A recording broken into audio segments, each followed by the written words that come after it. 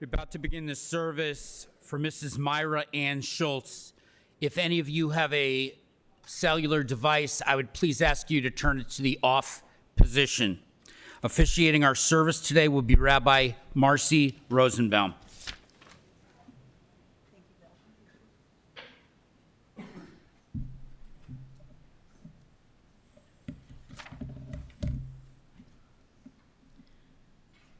Welcome, everyone. We welcome you from the Rubinberg Schultz families. We welcome you, even though this is a sad occasion. We are so glad that you are here with us to help us celebrate the life of Myra Ann Schultz.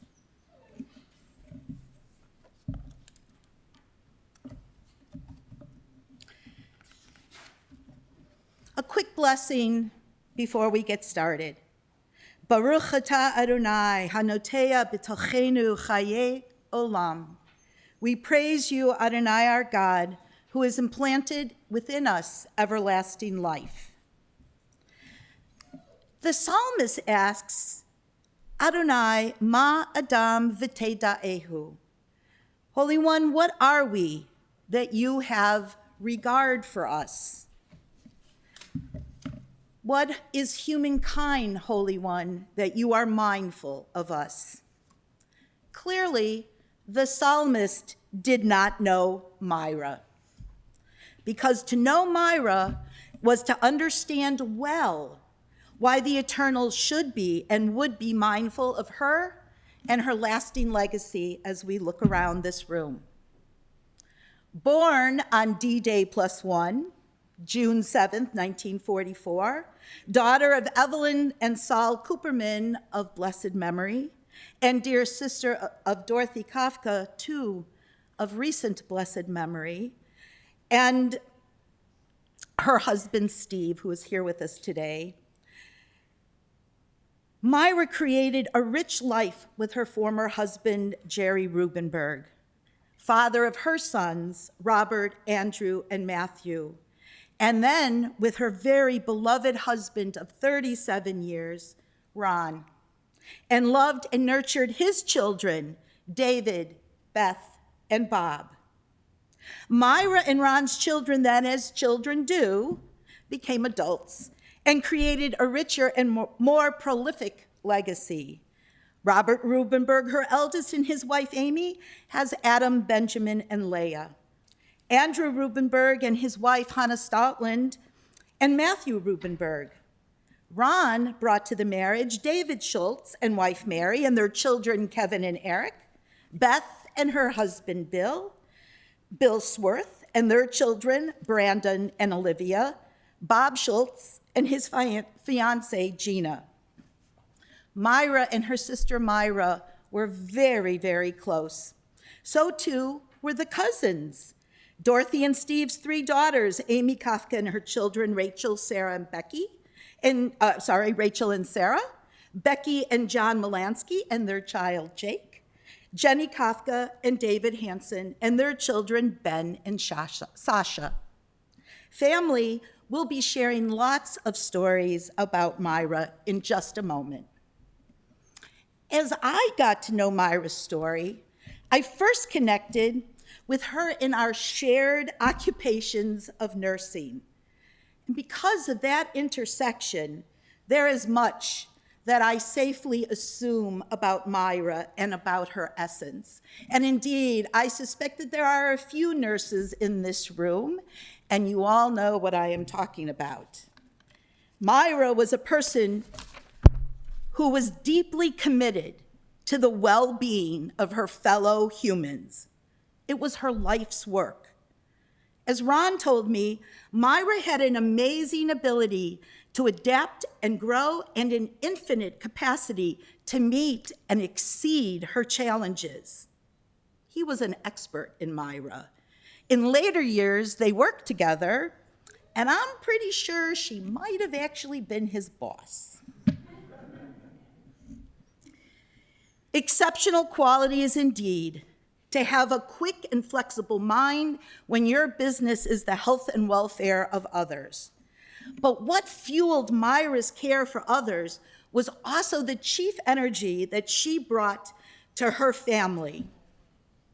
Myra's infinite capacity to love. Myra was also described, and I get this, as a no-nonsense woman.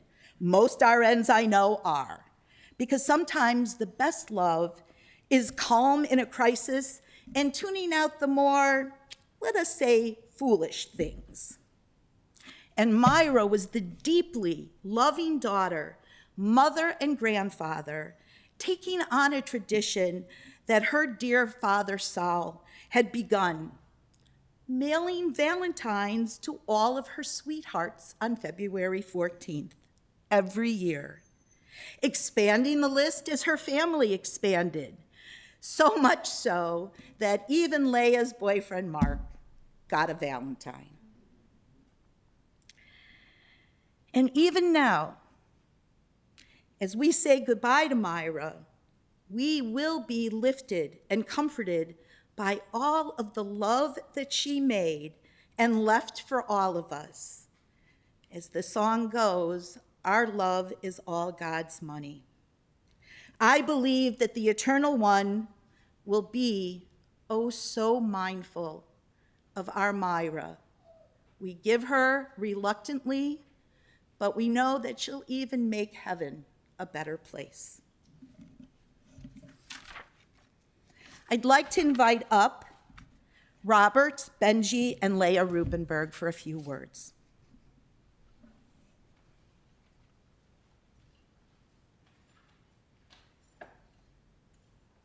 Who wants to go first?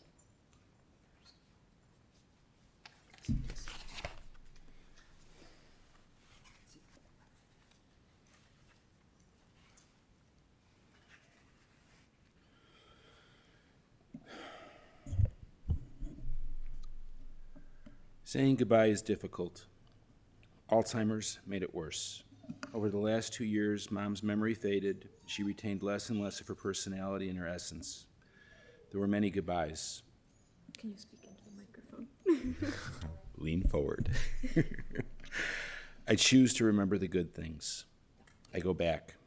Mom in her pink nurse's aide uniform, working nights so she could be home with us during the day. She hated that pink uniform. The pride in her eyes when she graduated from the Elgin Community College with her associate's degree in nursing and was able to wear the white uniform and hat of a nurse. How she made it through college with 3 young children is beyond me. I had enough trouble without children getting through college. Mom went on to her bachelor's degree and master's degree, eventually becoming an OR director and president of her AORN, Association of Operating Room Nurses chapter. I remember Mom teaching the first aid merit badge to my troop and driving me to swim practice. I remember the look on Mom's face when I got into college and the excited pride she felt. When Mom met and then married Ron and started a second chapter in life and how she gained new kids and eventually grandchildren. When I got engaged to Amy, Mom gained a daughter-in-law. When we had our children, they were an endless source of happiness and pride. She was so happy at the kids' B'nai Mitzvot, she was proud of her grandchildren. These are the things that I'm picturing today. Mom, I love you and I will miss you.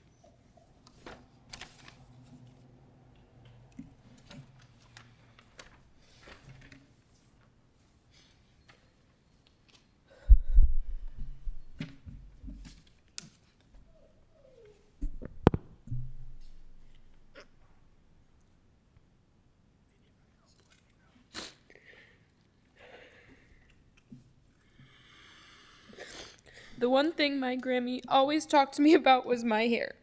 She absolutely loved my curls. Every time she saw me, she would run her fingers through my curls and braid my hair.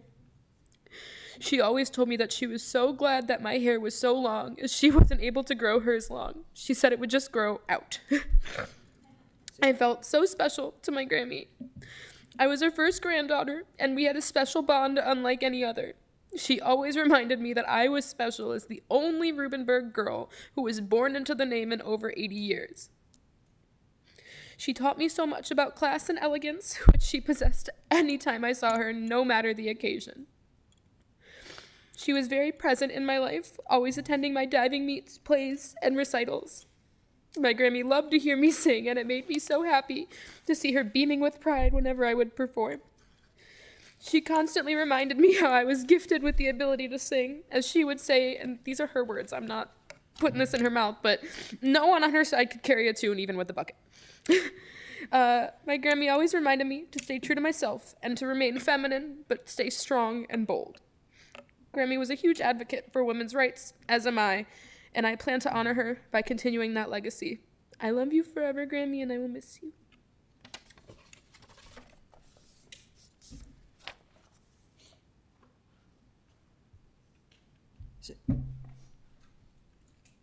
I don't got much to say.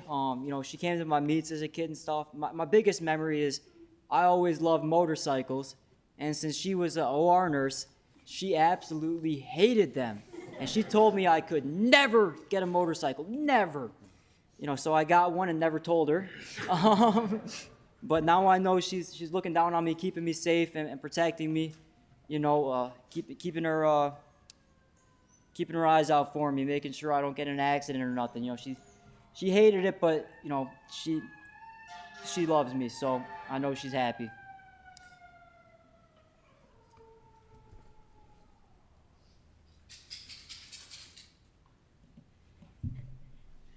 Thank you so much, Rob, Leah, and Benji.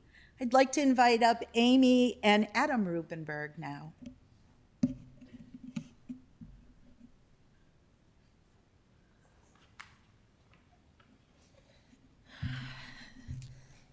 It's amazing to see such a large crowd here. Myra would feel like it was unnecessary. Thank you all for coming. When Robert and I started dating, Myra and Ron were living on White Cloud in Timber Ridge in Skokie. A few weeks into our relationship, he brought me to his extended family's annual Hanukkah party. It was there that I first met Myra and Ron. They welcomed me warmly into the fold. That summer, I was taking a class at Oakton College, as was Matt, Robert's brother. He was living with them in Timber Ridge at the time, so we decided to carpool to our class on Monday nights. Every Monday before class, they invited me to join them for dinner, and I truly felt a part of the family. Fast forward to a couple years after our wedding, Robert and I announced that I was pregnant, and Myra and Ron announced they were moving to Arizona. We knew we would try to keep bonds strong, and we visited them as often as we could. When Adam was a few months before his second birthday, we boarded the plane to go see them. I had a t-shirt that I had made for Adam that I was going to put on him just before we walked off the plane with a special message for Grammy and Papa Ron. This was back when you could actually meet people at the gate. Lo and behold, Adam fell asleep the last 15 minutes of the flight, and we had to put him in the stroller. We had them peek in and read his t-shirt, which said, "I'm going to be a big brother." Myra predicted it would be another boy, as she stated that Rubinbergs could not have girls. After my amnio, we called Myra and Ron and announced we were having a boy. She started saying that she told us so, and we paused, and then continued with, "and a girl." Silence was heard on the phone. Well, maybe the sound of her jaw hitting the floor. And then she exclaimed, "Twins?" When Benji and Leah got a bit older and were mobile, we went to visit them again. The kids enjoyed running around their big ranch home, and Grammy and Papa loved every minute. It was chaos for them, but I know they loved it. The kids were bursting with energy into the night, and Myra and Ron were usually found asleep on the couch later in the evening. Myra and Ron came in for as many of the kids' sporting events, recitals, and activities as they could. When Leah got the lead role in Annie at the JCC in 5th grade, Grammy and Papa Ron came to see her. They knew she loved to sing, but were completely blown away when she opened her mouth and sang the opening number. And I think Leah actually got a standing ovation then, too. I know you don't like to sing. They told her that they had no idea that she could sing so lovely. And to be honest, we really didn't realize it either. They came to Benji's band concerts and percussion concerts. They even made it out to a football game to watch him in the marching band, even though Myra really didn't like the cold. And by the way, 70 degrees was cold for her. That's when she had her hot chocolate. They told him how exciting it was to see him doing his gymnastics and his diving, although she was worried to watch both Benji and Leia when they were diving. And there were some injuries, but they were okay. Adam shared with me that when he first got an email address, his very first email went out to Myra to say hello. She quickly responded and informed him that there was a layer of snow outside. Kind of ironic that there's a layer of snow out this morning then too. Do you want me to say this or do you want to say it? Okay. Adam also remembers how much Grammy loved her crossword puzzles, which she did every day, and he was inspired by them. And I think you turn more to Sudoku puzzles then after that, because he likes his numbers. Myra always had her nails done with a nice French manicure. I never really did mine much, but Leia said to me, Mom, the day before she died, we were at the skilled nursing facility, and I noticed that her nails looked long and strong, which she never thought they were. They had painted them with a silver polish, which was peeling off. I really wanted to get her a nice manicure, but the hospice nurse said it could be hard for her and uncomfortable, so it wasn't possible. So Leia suggested that we go and get one in honor of her, which I said I don't normally do. So Friday, Leia and I both went and got French manicures in her honor. I love you and will miss you, Myra, Grammy, Mom. Say something.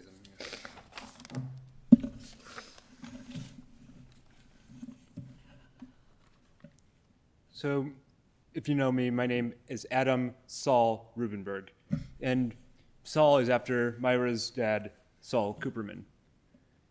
Often, Grammy would tell me about how much I reminded her of him from reading avidly, not liking chocolate, and also height and ability to remember things. It was being able to learn about who I was named after and have that connection was very special to me.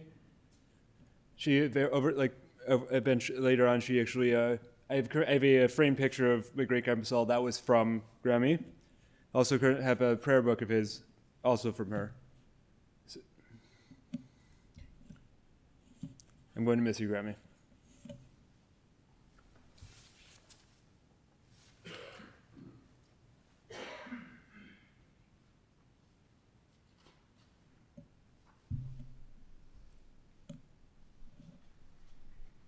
Thank you so much for those beautiful reminiscences. Ron, actually my grandchild calls us Grammy and Papa too, so I love that. I'd like to invite up Hanna Stotland and Andy Rubinberg, son and daughter in love of Myra.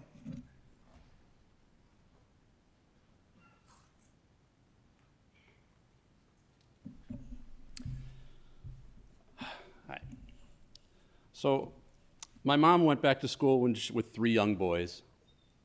She went to nursing school with 3 young boys. She started working her first nursing job which was a night shift, and then tried to sleep during the day with 3 young boys. I don't know how she did it. We were never quiet, but she made it work, and I always remember that. Her kids were always her top priority. When Mom and Dad were having problems, we never saw them fight. We didn't know. They eventually got divorced.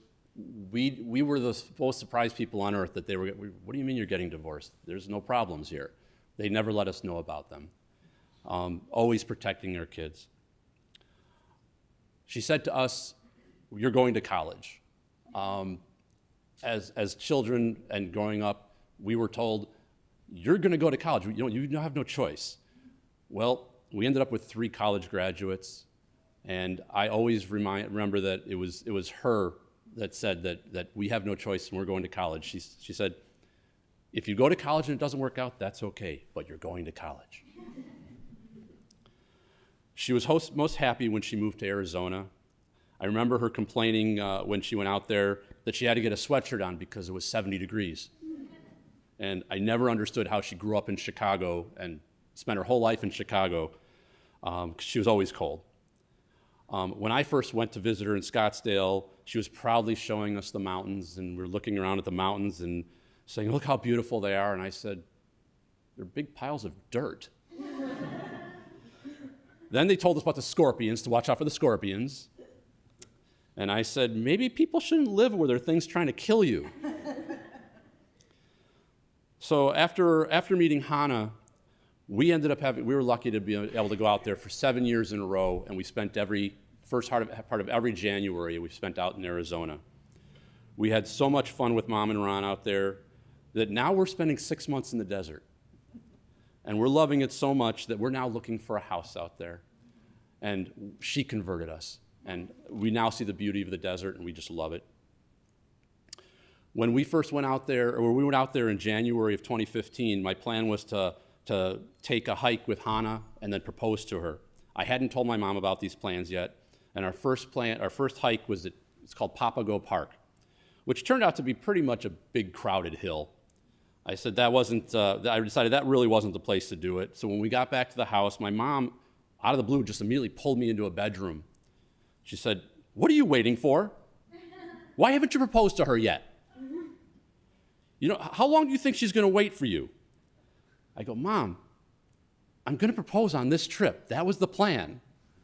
And then she goes, well, I'm going to find the right place for you. And she called up all of her friends that lived in Arizona, and one of her friends told her about Peralta Trail. It's a beautiful trail. It's a long, hard hike, but when you get to the very top, all of a sudden you see Weaver's Needle. And it's this beautiful, big, giant rock, and you can see it off in the distance. And if you look at my webpage, on my Facebook page, that's the main picture on my Facebook page where I proposed to Hanna. It was my mom's, she was so happy when I finally did that because she loved Hanna so much. And it was just perfect, and I thanked her for finding that place for us. My mom made friends faster than anybody I know. If you worked with her, you became her lifelong friend. If you sold her a house, you somehow became a lifelong friend. If you sat next to her at the opera, you're now lifelong friends. I've never known anybody who can make friends as fast as my mom. She became friends with my boss at my last full-time job. She had a house in Scottsdale, and my mom ended up hanging out with her, and they became really good friends. Until my boss tried to not pay me, and we had a big problem with her. This is the point. I've learned this is the only way you can lose my mom as a lifelong friend, is you mess with one of her children.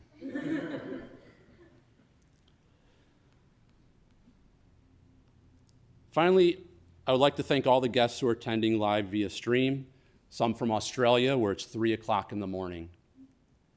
Thank you, Amy Eileen.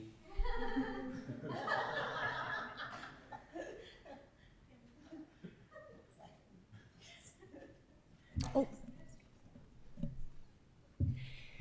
So there's a classic Yiddish joke about mothers-in-law that two women come to see the rabbi, dragging a young man between them and asking for his Solomonic wisdom about whose son-in-law he is.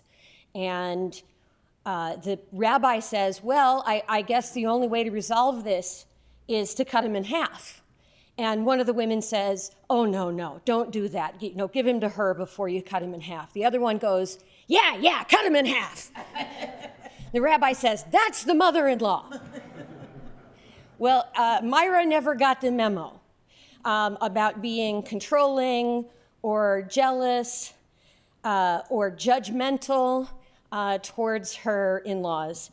And she didn't know how to be a mother-in-law according to a Jewish tradition. She only knew how to be a mother. And I have a mother who's with us today, and she's no slouch. But so after our first January in Scottsdale with Myra, my mother asked how it went, and I said, 80% joking. I think Myra likes me more than you like me.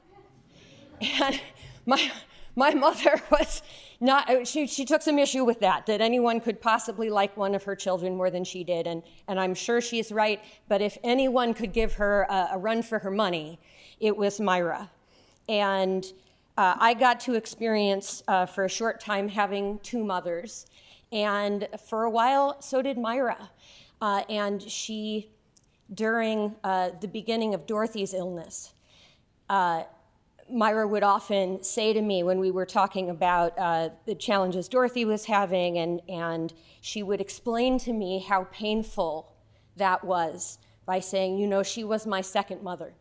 And I heard that many times. So this is one thing Myra and I had in common, was experiencing that unconditional love from more than one mother.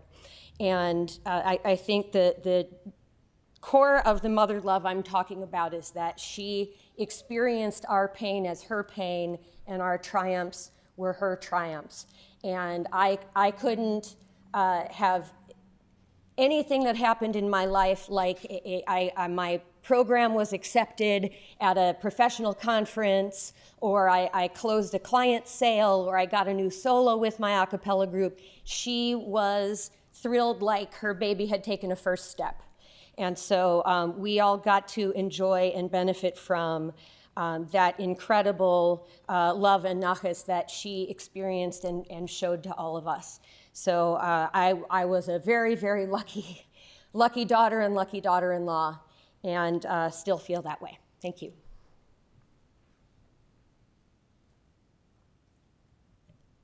Thank you so much, Andy and Hanna. Those were beautiful words. I'd like to invite up Becky and John Milanski, Myra's niece and her husband.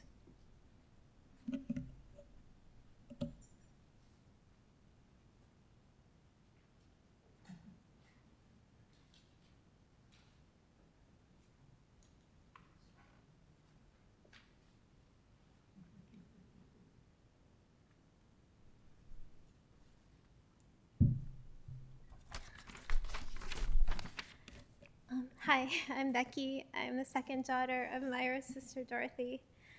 My childhood memories of Auntie M, as we called her, were of a woman who had so much love for her sons and her nieces, always making space for us with a loving kindness. My sisters and I loved sleeping over at their house, which seemed so far away in what we thought was the country, but was actually a suburb of Chicago. Staying over at her house was always an adventure.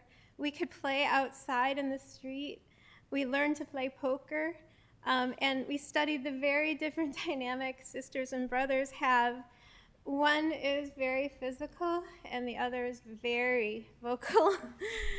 We also got to enjoy forbidden treats that we couldn't have at home: sugared cereals, soda, TV shows that weren't public television. It was amazing.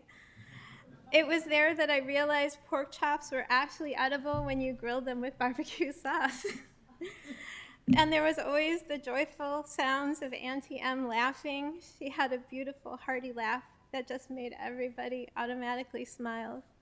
As we grew up in a sleepover stop, Auntie M became a trusted confidant when I wasn't sure what my feelings were.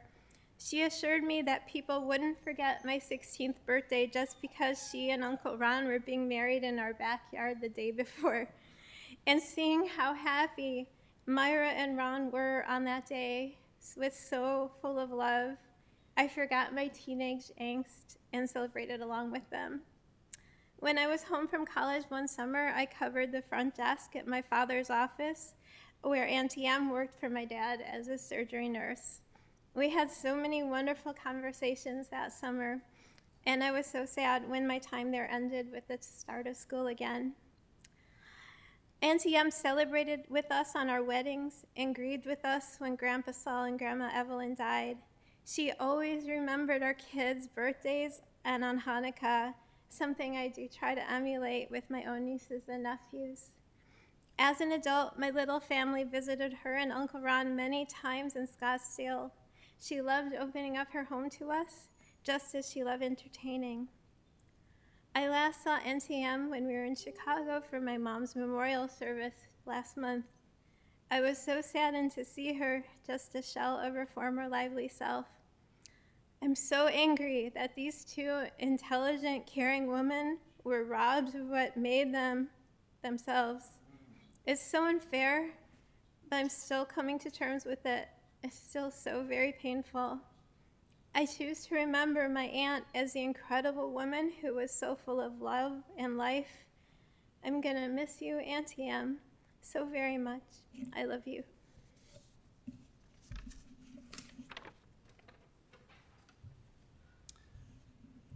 Hi, my name's John, and I am only the husband of Myra's niece. But she never made me feel that way, and I want to thank you for allowing me to just say a few words about her, a few short words. The energy of Myra, the love of Myra.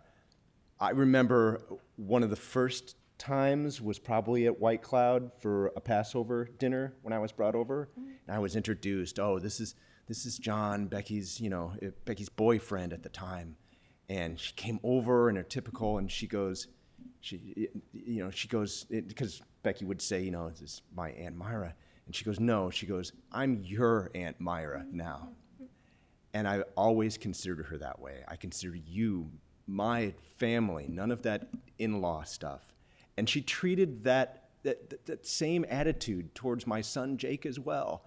I took a picture before we came out here from Colorado of his bedroom. He recently went to college, and they go to college and they clean out everything from the bedroom. You throw all this stuff away.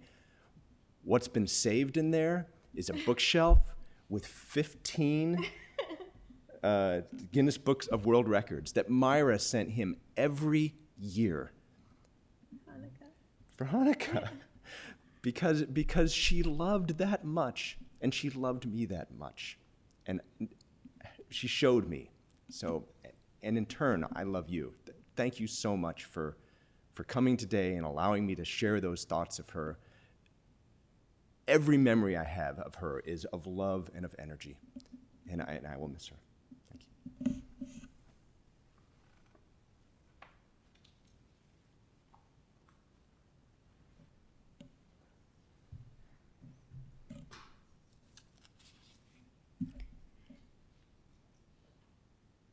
Thank you, Becky and John. And of course, there's a theme coming out here. I would now like to invite up Ron Schultz, Myra's beloved husband of 37 years.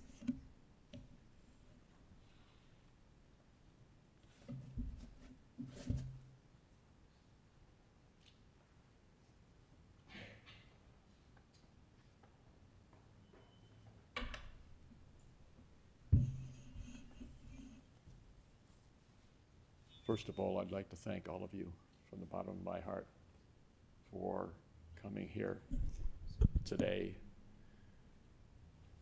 and showing your love for my beloved Myra.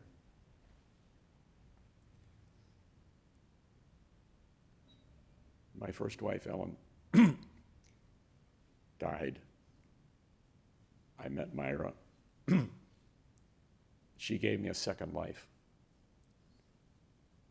I will always remember that. I love you. I always will. May you rest in peace.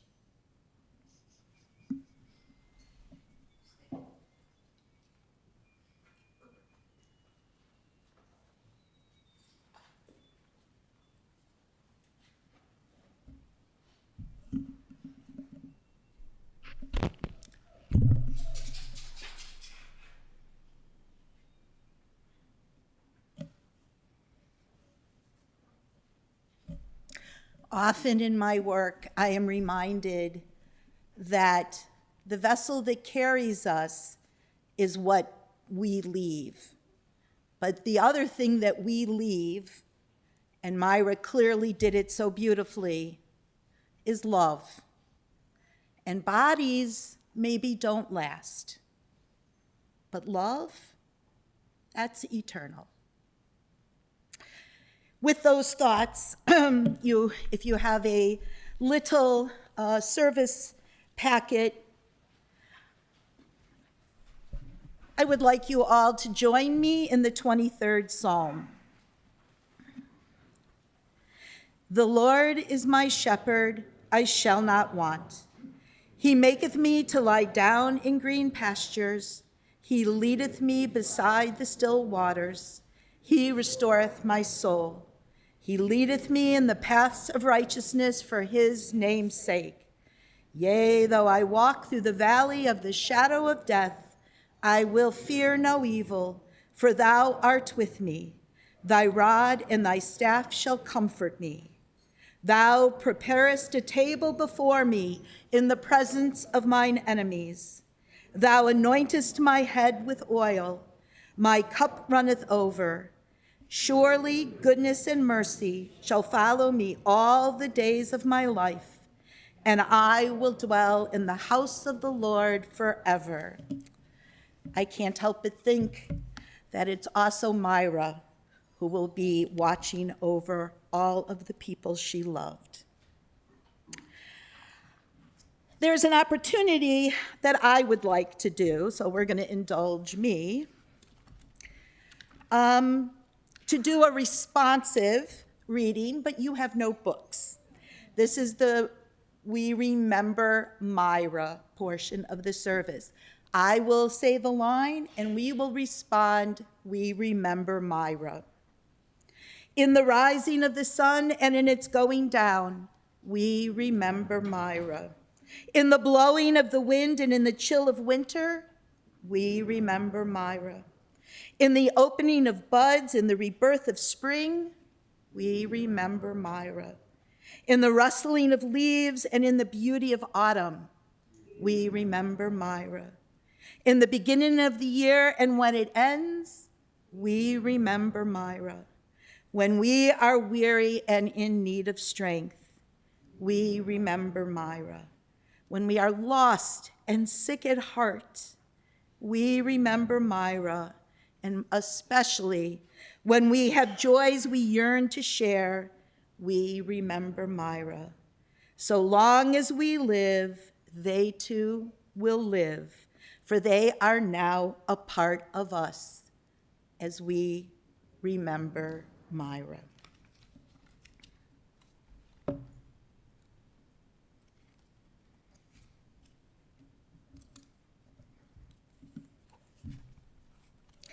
El male rachamim, shelchein b'maromim, hamatzeh menucha nechonat tachat kanfei hashchina, im kedoshim ut horim. Kazohar harakia mazhirin et nishmat Miriam Avagael bat Shaul ve'eta. Shehalacha le'olamah. Ba'al harachamim yasti reha. Beseter benafav le'olamim. Veyitzror bitzror hachayim et nishmatah. Adonai hu nachalata v'tanuach b'shalom al mishkava v'no'amar amen. Compassionate God, eternal Spirit of the universe, grant perfect rest in your sheltering presence to our beloved Myra, daughter of Saul and Evelyn, who has entered eternity, O God. Of mercy, let her find refuge in your eternal presence, and let her soul be bound up in the bond of everlasting life. God is her inheritance. May she rest in peace. And let us say, Amen.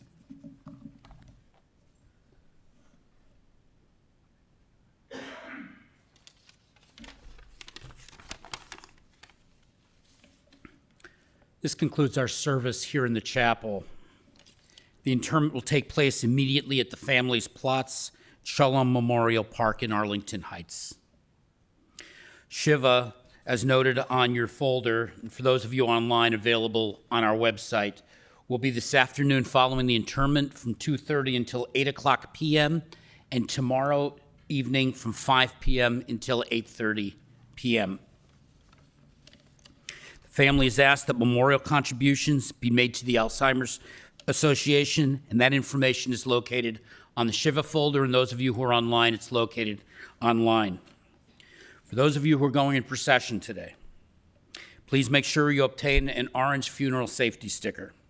The sticker should be placed in the front passenger side windshield of your vehicle. We would also ask that you have your bright headlights and flashing hazard lights on at all times. For an additional measure of safety, our staff will be placing magnetic flags throughout the tops of the vehicles in the procession. As we drive in procession today, please drive as closely as safety permits to the vehicle in front of you, especially as we go through the intersections. We want to avoid any large gaps or spaces in the procession. In just a moment, I'm going to invite the following individuals to be pallbearers: Adam Rubinberg, Benjamin Rubinberg, Leah Rubinberg, Jenny Kavka, Becky Milanski, John Milanski, Bob Schultz, David Schultz, Nancy Silverman, in honorary pallbearers Amy Kavka and David Hanson. At this time, I would ask everyone to please rise as the family, the deceased, are escorted from the chapel.